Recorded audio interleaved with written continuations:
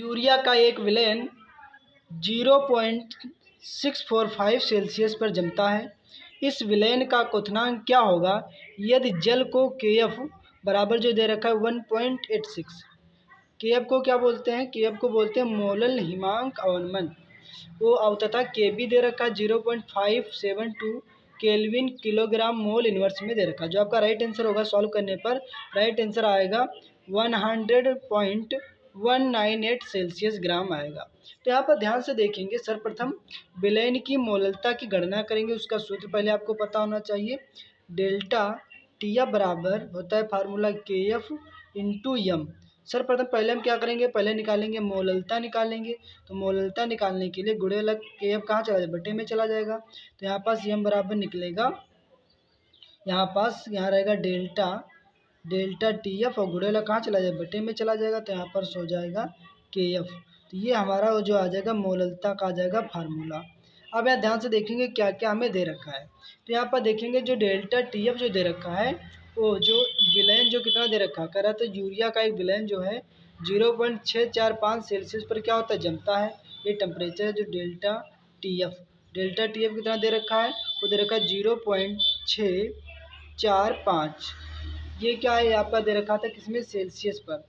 इतने temperature Celsius पर जमता है। उसके बाद के एफ जो दे रखा है के एफ कितना दे रखा है, आपका दे रखा है 1.86 दे रखा है। कितना दे रखा है 1.86। यहाँ पर देखेंगे के एफ, ये सोच रहे होंगे के एफ है क्या, तो के एफ क्या है, मोलल हिमांक अवनमन है। इसी को क्या बोलते हैं, मोलल अवनमन हिमांक। अब यहाँ पास हम क्या करेंगे, मोलरता निकालेंगे। यहाँ पास क्या रहेगा, तो यहाँ पास एम रहेगा और यहाँ पर मान रख देंगे। डेल्टा टी एफ का मान कितना 0.645 और अपान में रहेगा 1.86। अब देखो डेसिमल के बाद यहाँ भी 3 संख्या है, तो यहाँ भी 3 संख्या बना लेंगे, 0 लगा लेंगे, पॉइंट से पॉइंट हट जाएगा।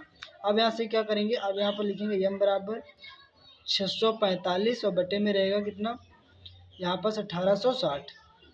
अब इसको डिवाइड करेंगे, तो डिवाइड करने पर ये जो डिवाइड हो जाएगा पूरा पूरा तो 0.3468।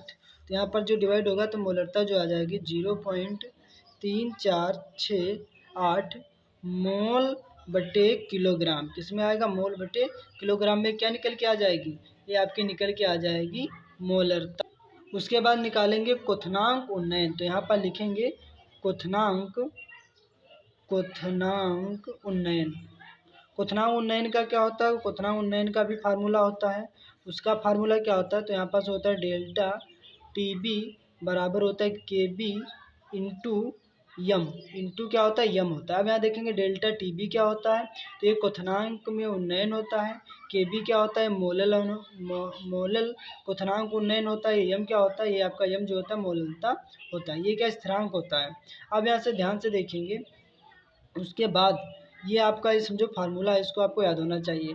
उसके बाद यहाँ ध्यान से देखिए जो के बी जो डेल्टा टी बी, हमको क्या करना, डेल्टा टी बी निकालना है। तो डेल्टा टी बी ऐसे रहेगा, के बी का मान कितना दे रखा है सवाल में, के बी दे रखा है 0.572 केल्विन किलोग्राम मोलल इनवर्स। तो यहाँ पर कितना दे रखा था, तो के बी का जो मान दे रखा था 0.572 इंटू मोलरता जो भी ज्ञात करके कितनी लाए 0.3468।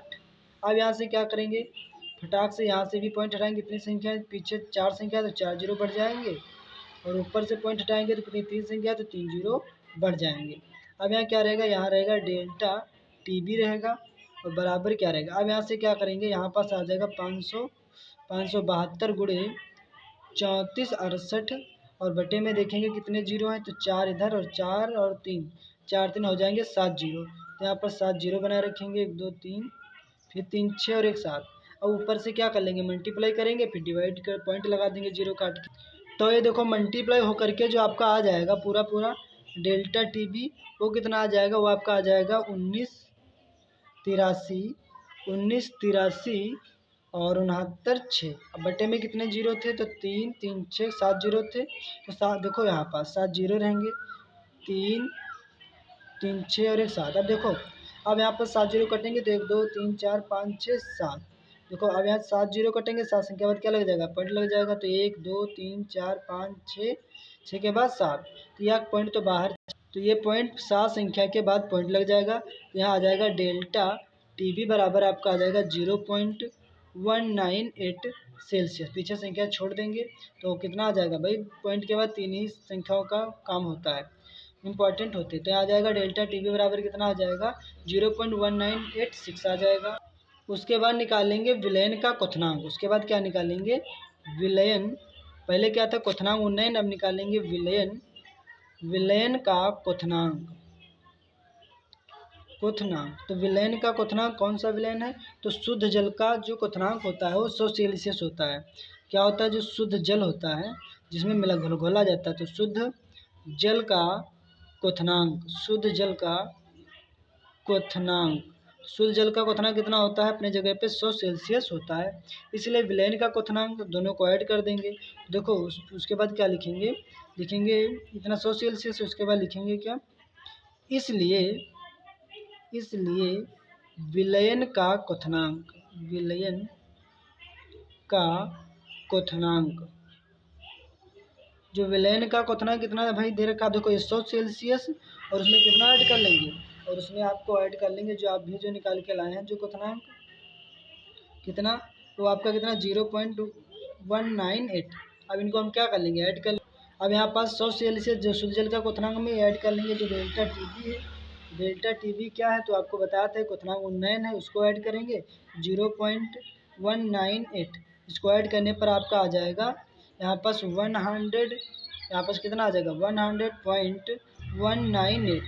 यही आपका सेल्सियस आंसर आ जाएगा। तो ये आपका निकल के आ गया यूरिया विलयन का क्वथनांक। तो यहाँ पर लिख भी सकते हैं, तो यही आपका क्या हो जाएगा, राइट आंसर हो जाएगा। तो यही सवाल में कह रहा था कि इसको सॉल्व कीजिए। तो यही सवाल में कह भी रहा था कि क्या कीजिए, तो यूरिया का विलयन इतना दिया था पर जलता है, इस विलयन का क्वथनांक क्या होगा, तो वही यूरिया विलयन का क्वथनांक क्या होगा, तो आपका जो निकल करके आ गया यूरिया विलयन का क्वथनांक। यही आपका क्या हो जाएगा, राइट आंसर हो जाएगा। तो ये जो न्यूमेरिकल आपके समझ में आया होगा। फिर मिलता है नेक्स्ट वीडियो में, तब तक के लिए धन्यवाद।